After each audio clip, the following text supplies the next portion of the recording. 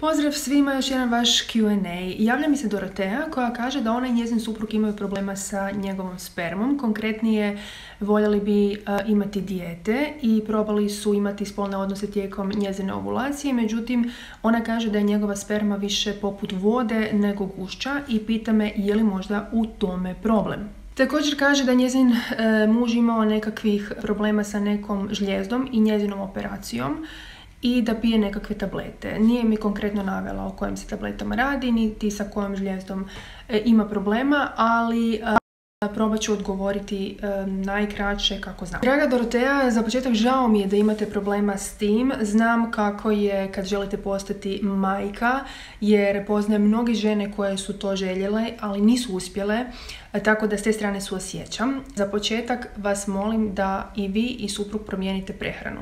Dakle, mnoge parove znam koji su riješili problem sa začećem nakon što su počeli piti zelene sokove, konkretnije uveli malo više voća i povrća, odnosno vlakana u svoju prehranu. Pritom je dobro ne pušiti i ne piti alkohol, malo zdravije živjeti, možda krenete s vježbanjem i morate biti u tome konzistentni barem 6 mjeseci da bi došlo do nekakvih rezultata.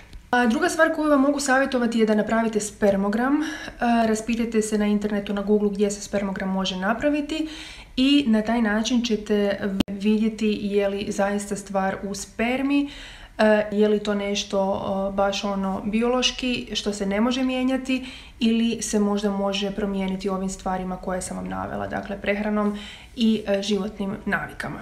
Eto, to je onako ukratko koliko mogu i koliko znam. Nisam neki ekspert jer nikad nisam radila na začeću osobno da bih vam mogla to reći iz iskustva, ali po svim ljudima koje znam koji su roditelji danas i njihove puteve sam čula, njihove priče.